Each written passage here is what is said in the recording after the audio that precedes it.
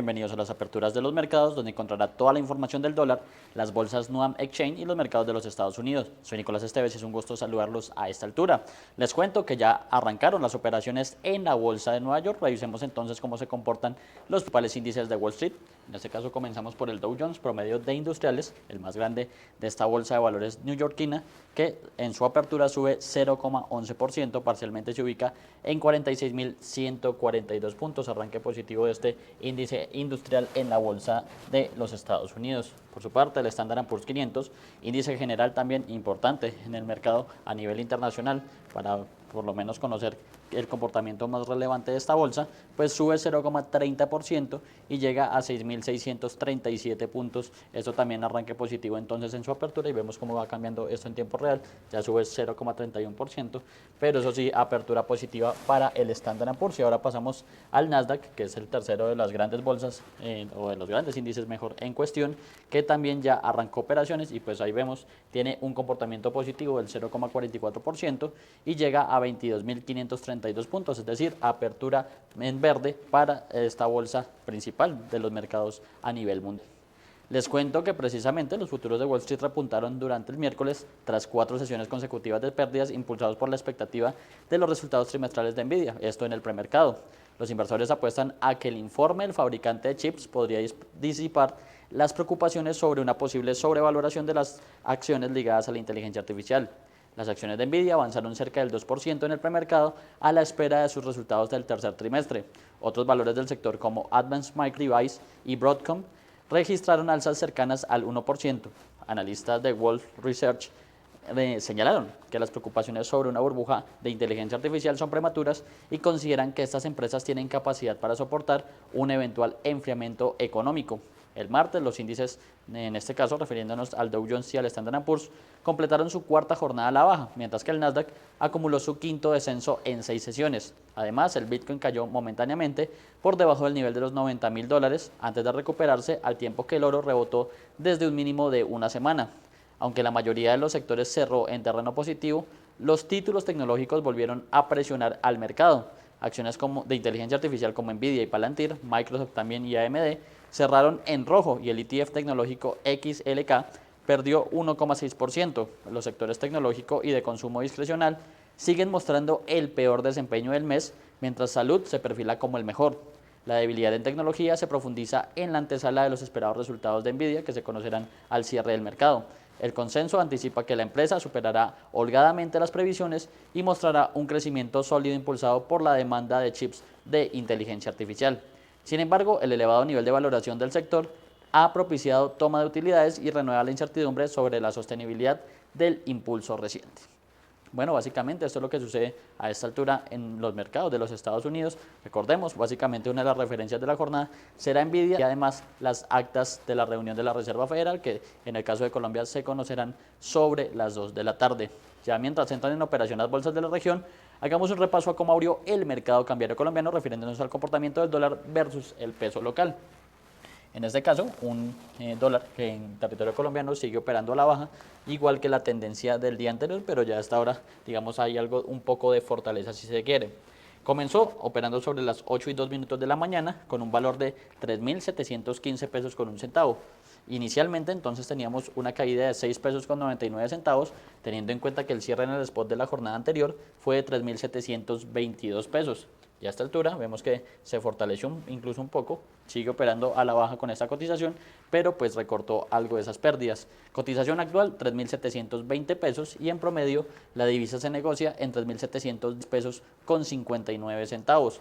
Hay que recordar que la tasa representativa del mercado que rige este miércoles 19 de noviembre es de 3.737 pesos con 55 centavos y, como se observa en la gráfica, la divisa ha fluctuado entre un mínimo de 3.703 pesos con 21 centavos, estuvo muy cerca nuevamente a romper ese soporte clave de los 3.700 pesos y un máximo que casi que lo acaba de alcanzar de 3.721 pesos con 70 centavos, es decir, aproximadamente un poco más de 18 pesos de volatilidad en esta primera hora y 40 minutos de operación de este mercado cambiario colombiano, que recordemos va entre las 8 de la mañana y la 1 de la tarde. En cuanto a los volúmenes de negociación, tenemos que se han transado 240 millones de dólares en un total de 419 operaciones, eso sí, un volumen normal para este mercado local.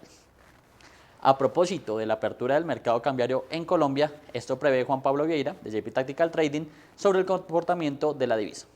El dólar sigue muy estable, sigue con sesgo alcista, pero un sesgo alcista que va muy paso a paso, muy en el corto plazo.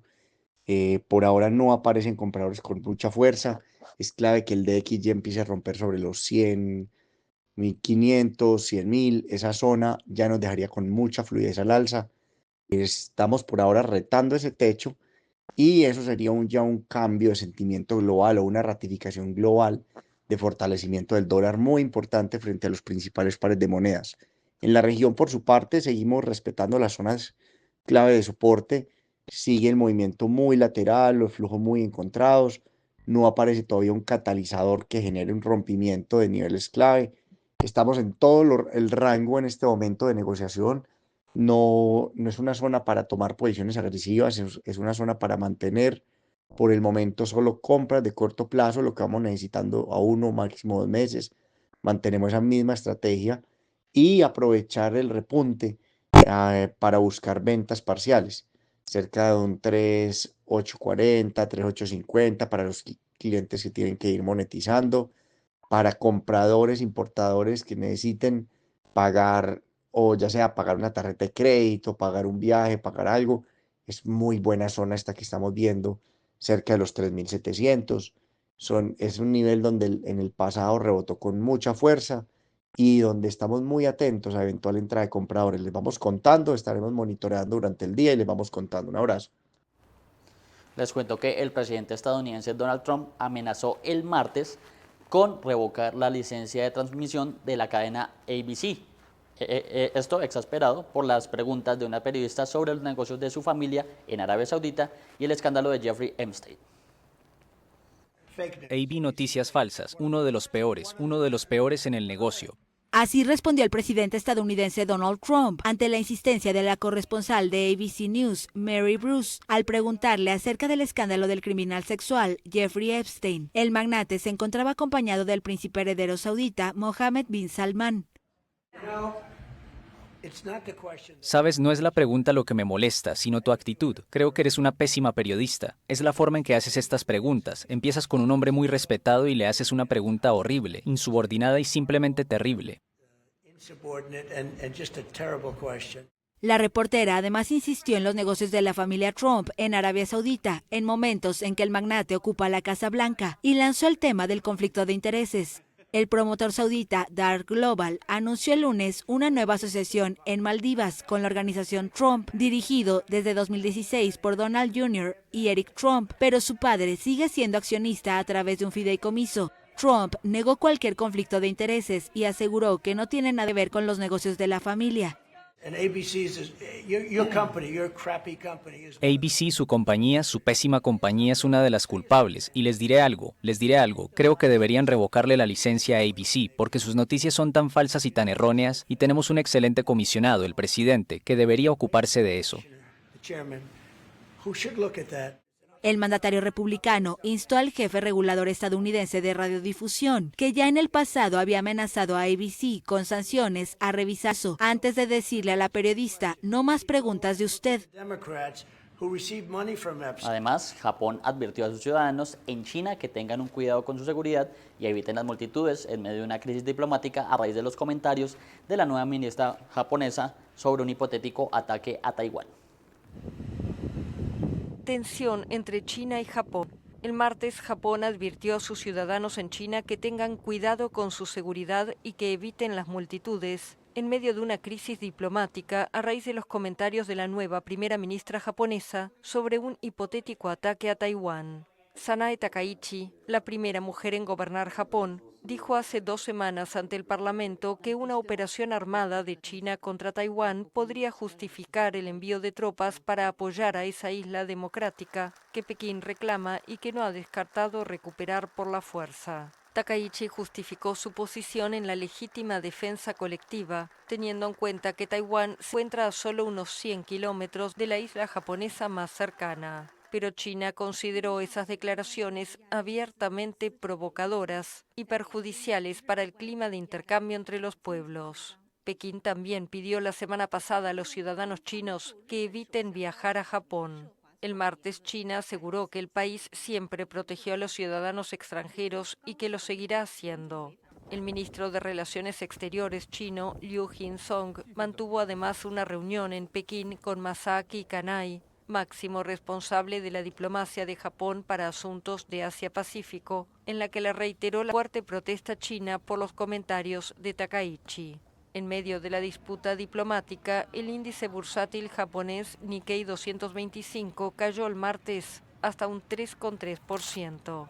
Y más allá de la economía, la prensa china informó que el estreno de 2 películas japonesas fue pospuesto debido a las tensiones. Las 2 principales economías de Asia están estrechamente vinculadas, con China como mayor fuente de turistas para Japón. Bueno, y hasta ahora ya comenzaron las operaciones de las bolsas de Colombia y Santiago de Chile, que hacen parte de Nuam Exchange. Entonces iniciamos por la Bolsa de Valores de Colombia, la Bolsa de Valores local, que medida a través de sus principales índices, de momento tiene una variación negativa. El MSCI Colcap, índice de referencia a nivel internacional de esta bolsa colombiana, cae 0,15%, parcialmente se ubica en 2.068 puntos. El Collier, también importante en este mercado bursátil, cae 0,09% y llega a 1.345 puntos. Ahí entonces arranque en rojo para la Bolsa de Valores colombiana. Ahora revisar pues qué acciones básicamente son las que justifican ese comportamiento o esa variación negativa. Comenzamos entonces por Ecopetrol, que es la que más pierde de momento, cae 1,52% y llega a 1.950 pesos por acción. Con concreto se devuelve 1,10% y llega a 451 pesos. Preferencial del grupo Cibes cae 0,14% y se ubica en 58.520 pesos. Cierra ese top 4 de las acciones que más caen. Ordinaria del grupo Sura, que se devuelve levemente 0,04% y llega a 55.400 pesos por acción. Entonces son 4 las acciones de comportamiento negativo a esta altura y vemos como Ecopetrol ahonda un poco esas pérdidas, ya cae 1,77% y llega a 1.945 pesos. Eso sigue siendo la acción que más pierde a esta altura. Ahora, de las que más ganan, Preferencial Corfi Colombiana avanza 1,16%, llega a 17.400 pesos. Ordinaria del Grupo Bolívar gana 1,11% y llega a 89.380 pesos. Terpel avanza 0,83% y llega a 17.060 pesos. Promigas gana 0,32% y llega a 6.320 pesos por acción. Preferencial del Grupo Argos, en este caso avanza un 0,15%, también leve, hasta los 13.520 pesos por acción y cierra ese top la ordinaria del Grupo Cibes, que gana 0,10% y llega a 62.060 pesos por acción. Entonces son 6 las acciones de comportamiento negativo, positivo en este caso, en este arranque de la Bolsa de Valores de Colombia. Ahora entonces revisar la bolsa chilena, la Bolsa de Santiago de Chile, medida también a través de su principal índice, que recordemos es el IPSA, el índice de precio selectivo de acciones, que es el de referencia internacional de este mercado, que ha tenido comportamientos interesantes a partir obviamente de la primera vuelta presidencial y pues ya la definición que será el próximo 14 de diciembre. De momento arranca entonces con una variación positiva del 1,45% y parcialmente se ubica en 9.951 puntos, lo que quiere decir que está marcando un nuevo máximo histórico esta Bolsa de Valores de Chile, como viene ocurriendo. Ya han sido más de 50, 55 a lo largo del 2025, rompiendo techos históricos y pues en este caso con este nuevo impulso de 1,41, ahí se devuelve un poco, pero ya está sobre los 9.950, tenemos nuevamente máximos históricos en esta Bolsa de Valores de Chile, que muy seguramente estaría apuntando a los 10.000 puntos de seguir con ese comportamiento positivo de cara obviamente a lo que serán esa segunda vuelta presidencial del 14 de diciembre, como hacemos referencia. También entonces revisar la tercera en cuestión, la Bolsa de Valores de Lima, que hace parte también de este Nuam Exchange. Vamos a revisar rápidamente los principales índices de la bolsa limeña, comenzando por el MSCI Nuam General, que es el índice de referencia a nivel internacional y que de momento tiene una variación positiva del 0,68%, llega a las 37.429 unidades. Hay un índice peruano que perdió ese nivel récord de 39.000 hace un par de semanas, que le ha costado incluso llegar a 38.000, 38.500 y que pues hoy por hoy se consolida en ese nivel de 37.000, un poco lejos de sus máximos históricos alcanzados durante el mes pasado. También revisar entonces el índice MSCI NUAM Select, que recordamos como siempre reúne las 15 acciones más líquidas del mercado peruano y que sube con más fuerza, 1,18% su variación positiva y llega a 968,63 puntos. Eso sí, arranque positivo en Lima, rojo en Colombia y verde también en Santiago de Chile, entonces podemos hablar de un comportamiento mixto de estas bolsas de integración NUAM. Ya volviendo a los mercados de los Estados Unidos, les cuento que el rendimiento del bono del Tesoro a 10 años se mantiene estable durante este miércoles, mientras los mercados esperan las cifras de la balanza comercial de octubre y otras publicaciones económicas rezagadas tras el fin del cierre del gobierno en Estados Unidos. La publicación más esperada será el informe de nóminas no agrícolas de septiembre, programado para el jueves, esto por parte de la Oficina de Estadísticas Laborales. El reporte es el primero entre los datos rezagados por los 43 días de parálisis administrativa. La atención del mercado también se centra en la posible incidencia de estas cifras en la decisión de tasas de la Reserva Federal en diciembre. Los inversores buscan señales claras sobre la ruta de política monetaria tras la reapertura del gobierno. El gobernador de la Fed, Christopher Waller, destacó que las condiciones del mercado laboral serán determinantes para respaldar un nuevo recorte de tasas en diciembre, indicando que no le preocupa una aceleración de la inflación. Los inversores también revisarán las minutas del Comité Federal de Mercado Abierto, documento que podría aportar más contexto sobre las discusiones internas de la Fed y el alcance de eventuales ajustes de política monetaria. Ya con eso, pues revisar entonces cómo se comporta principalmente el bono de referencia a 10 años, que básicamente es el que arroja cómo está la salud de la economía estadounidense, básicamente con el foco en lo que serán esas actas que, como dijimos, se conocerán sobre las 2 de la tarde hora de Colombia, y además lo que puede ser esa reunión de diciembre en materia de recortes de tasas y cómo poco a poco van disminuyendo las probabilidades, por lo menos en cuanto al mercado se refiere, de que haya un recorte. Recordemos, en un inicio, un recorte de tasas en diciembre, en este caso, se daba casi que por un 70% de probabilidad y ya ha ido cayendo paulatinamente. Hoy por hoy ya se encuentra por el orden del 46%, entonces hay bastante interesante lo que sucede en materia de política monetaria en los Estados Unidos. De momento, el bono de referencia a 10 años, indicador importante de la salud de la economía estadounidense a nivel internacional, cae levemente, eso sí, menos de un punto básico, podemos decir que sigue operando con una relativa estabilidad y llega a una tasa del 4,11%, muy tranquilo este mercado de deuda pública estadounidense. Les cuento además que los precios del petróleo caen levemente este miércoles tras un reporte de que el sector mostró un aumento en inventarios en Estados Unidos, aumentando preocupaciones sobre una posible sobresuplencia en el mercado. Sin embargo, las pérdidas fueron limitadas por un entorno más ajustado en los combustibles a raíz de los ataques a la infraestructura petrolera rusa. El repunte del martes se explicó por un mercado de diésel más restringido, según analistas, debido a una caída en las exportaciones rusas. Los datos del Instituto Americano del Petróleo mostraron que los inventarios de crudo en Estados Unidos aumentaron en 4,45 millones de barriles en la semana que terminó el 14 de noviembre, mientras que las reservas de gasolina y destilados también crecieron. Estrategas de commodities destacaron que el reporte tuvo un tono bajista, aunque precisaron que los participantes del mercado parecen más atentos a los riesgos de suministro que a la posibilidad de un superávit. En paralelo, las sanciones de Estados Unidos contra Rosneft y Lukoil imponen una fecha límite del 21 de noviembre para que las empresas cierren sus operaciones con estos productores. La medida restrictiva, que ya presionan los ingresos petroleros de Rusia, podrían reducir los volúmenes de exportación en los próximos meses. Compradores de crudo en China e India han empezado a buscar proveedores alternativos, lo que agrega incertidumbre al equilibrio entre la oferta y la demanda global. Las preocupaciones por el suministro ruso compiten con pronósticos que indican una producción global superior a la demanda actual. Mientras tanto, los márgenes de diésel en Europa subieron a su nivel más alto desde septiembre del 2023, tras ataques a instalaciones energéticas rusas. El reporte oficial de inventario del gobierno de Estados Unidos se publicará más tarde durante este miércoles y 8 analistas estiman una caída de 600.000 barriles en ese aspecto y en ese indicador. Precisamente bajo ese contexto, revisemos cómo se comportan las principales referencias del petróleo a esta altura. Entonces comenzamos por el Brent de referencia europea, el de referencia mundial básicamente, que es bastante importante, bastante interesante en este caso. Bueno, comenzamos por el WTI de referencia estadounidense, que cae ya casi 3%. Es aquí una devuelta importante en torno a lo que pasó precisamente con el mercado en la jornada del martes. Este West Texas Intermediate de referencia estadounidense parcialmente cae 2,98% y ya llega a $58.93. Aquí la noticia importante es que básicamente pierde ese nivel de referencia de $60 que había sostenido durante la sesión anterior con una subida superior al 1% y pues ya vemos que también se aleja de ese nivel clave que resulta por lo menos para este petróleo de referencia estadounidense. En el caso del Brent lo vemos operando sobre los $63, incluso un poco menos después de una devuelta importante durante la sesión de ayer, digamos un impulso que llegó a que incluso operara por encima de los $64, buscando el nivel de 65 y básicamente se devuelve a esta altura muy similar a lo que pasa a esta altura con el WTI de referencia estadounidense. Les cuento que la Corte Suprema de Brasil condenó este martes a penas de hasta 24 años de cárcel a 3 altos mandos militares y un policía por planificar el asesinato del presidente Luis Ignacio Lula da Silva en 2022. La Corte Suprema de Brasil condenó el martes a penas de hasta 24 años de cárcel a 3 altos mandos militares y un policía por planificar el asesinato del presidente Luis Ignacio Lula da Silva en 2022.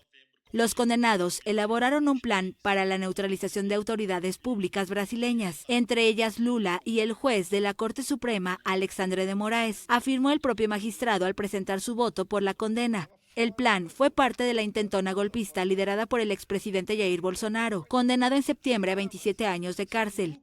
Un golpe de Estado fracasado era o fermento para o próximo golpe de Estado. Un golpe de Estado fallido fue el detonante del siguiente. Si analizamos varios casos, la historia lo demuestra. Varios tenientes que intentaron un golpe de Estado, luego como coroneles, luego como generales. ¿Por qué? Porque nunca rindieron cuentas ante la ley, ni en términos constitucionales, impunidad. Y eso, obviamente, conduce a repetidos intentos.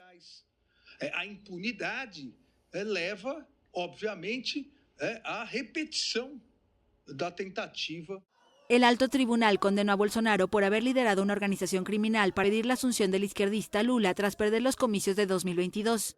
Según Moraes, los tenientes coroneles del ejército, Rodrigo Becerra de Acevedo, Rafael Martínez de Oliveira y Helio Ferreira Lima, así como el policía federal Vladimir Mateo Soares, se encargaron de hacer seguimiento al magistrado y al presidente. Ferreira Lima fue condenado a 24 años de cárcel, los demás a 21 años, por votación unánime de los 4 magistrados de la primera sala del tribunal. La conspiración no se consumó por falta de apoyo de los comandantes del ejército y la Fuerza Aérea.